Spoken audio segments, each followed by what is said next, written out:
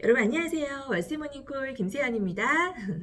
오늘은 여러분들과 함께 부동산 법인에 대한 이야기를 좀 해볼까 해요. 여러분들 많이 궁금하셨죠? 네, 법인을 내야 되는지 아니면 개인으로 해야 되는지 이런 부분도 여러분들이 굉장히 많이 궁금해 하시고요. 저한테 역시 굉장히 많이 질문하시는 부분입니다.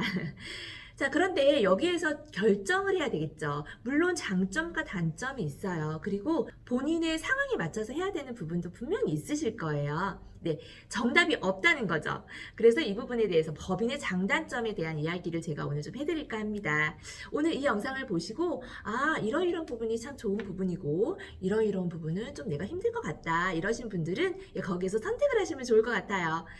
자, 법인은요, 누구나 세울 수가 있습니다. 누구나 설립이 가능해요. 네, 그런데 만약에 내가 부동산 투자를 이제 할 거고 경매를 할 건데 나는 청약을 꼭 살리고 싶다.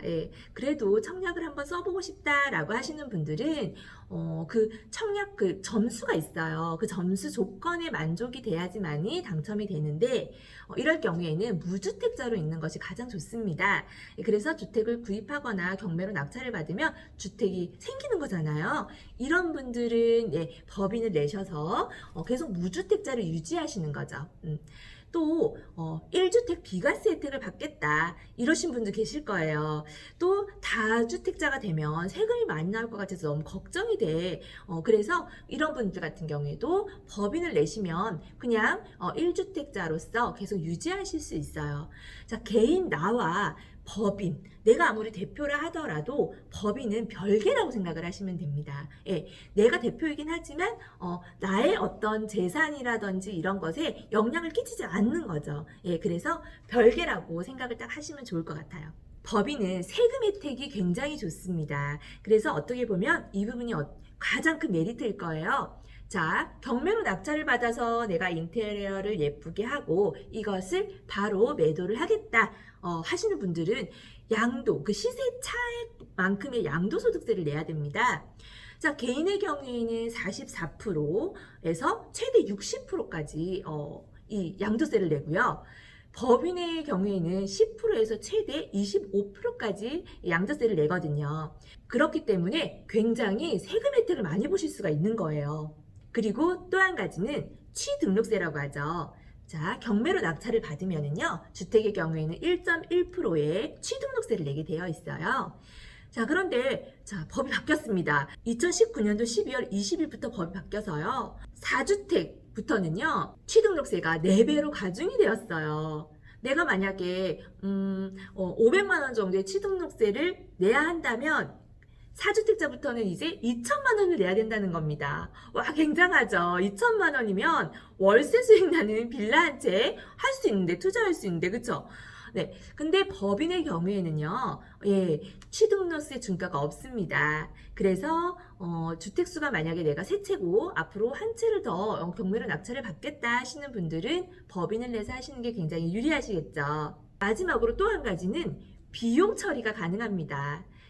저희가 임장을 가거나 또는 인테리어를 하거나 이런 것들에 대해서 비용 처리를 할 수 있다는 겁니다. 그런 것이 굉장히 유리한 거죠. 이런 장점들을 잘 활용하셔서 여러분들이 경매로 부동산 투자를 하신다면 굉장한 그 세금의 혜택과 여러 가지 혜택들을 보실 수 있는 거죠. 그리고 나는 앞으로 꾸준히 하겠어 라고 마음 먹으신 분들은 법인을 잘 활용하시면 굉장히 좋을 것 같아요. 그런데 아까도 제가 말씀드렸지만 단점도 분명히 있습니다. 이 단점은 뭐냐면 매달 나가야 하는 비용이 있어요. 내가 개인으로 경매 부동산 투자를 할 경우에는 따로 비용이 나갈 게 없지만 그 법인을 내서 하실 경우에는 매달 기장료라고 하는 것이 나갑니다. 세무사한테 이제 저희가 맡겨야 하거든요. 그래서 이 기장료가 나가고요. 그리고 이제 사무실이 필요합니다. 이제 법인이다 보니까 과밀 억제권역 밖으로 해서 이외의 지역으로 해서 사무실을 이제 하나 내야 되는데요. 혹시 그런 지역에 본인이 집이 있다면 집에다가 내셔도 상관은 없어요. 또는 아는 친척이라든지 지인이 있다면 거기에 내셔도 상관은 없습니다. 그런데 만약에 그렇지도 않다. 그러신 분들은 이제 뭐 소사무실, 1인 소사무실 이런 것들을 임대를 해서 그 매달 임대료가 또 나가야 되죠. 그죠? 그 임대 계약서가 있어야지만이 법인을 차릴 수가 있거든요. 네, 이렇게 매달 경비가 나간다라는 거 꼭 알고 계셔야 되고요. 법인은 회사이다 보니까 좀 이렇게 신경 써야 될 것들이 그래도 있어요. 자, 그런 부분 본인이 좀 감수하셔야 되고요. 자, 마지막으로 제가 생각하는 법인의 단점. 이게 가장 단점인 것 같습니다. 자, 법인의 돈을 마음대로 꺼냈을 수 없다라는 거죠. 그죠? 예, 이 부분이 굉장히 많이 불편하더라고요. 그래서 나는 좀 싫어. 그러신 분들은 그냥 개인으로 하시면 돼요. 개인으로 하시면 되지만 이런 법인의 장점들을 좀 이용을 해서 내가 경매에 투자를 하고 싶다 하시는 분들은 법인을 미리 설립해서 예, 입찰 자체를 법인 이름으로 법인명으로 들어가야 되기 때문에 미리 법인을 설립하고 나서 네, 경매 입찰에 참여하셔야 된다는 점 잘 알아두셨으면 좋겠습니다. 자, 그런데 내가 만약에 이런 장점과 단점들을 잘 조합해서 내가 좀 하고 싶다 하시는 분은요, 제 생각에는 그래요. 이 취등록세 같은 경우에는 원래는 다주택자라도 이 4배까지 중과를 안 했단 말이에요. 예, 그런데 이런 부분이 생겼기 때문에 자, 세 채까지 낙찰을 받고 자, 한 채씩 매각을 합니다. 매각을 해서 시세 차익 보시고 예, 또 낙찰을 받아서 세 채까지 만들어 놓고 또 매각을 하시고 이런 방법이 또 있어요. 자, 내가 만약에 법인을 설립할 수 없는 어떤 이유가 있다라면 제가 말씀드렸지만 항상 본인의 상황에 맞춰서 하세요. 예.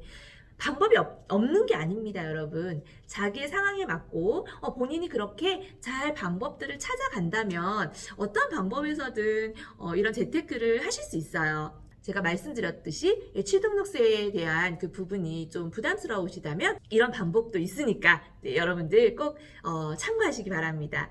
자, 어떻게 여러분 오늘 좀 법인 설립에 대한 이야기 나눠봤어요. 장점과 단점 분명히 있어요. 어떤 부분에서든 있기 때문에 여러분들이 오늘 이 영상 보시고 좀 고민하시는 분들이 계신다면 잘 생각하시고 결정하시기 바랍니다.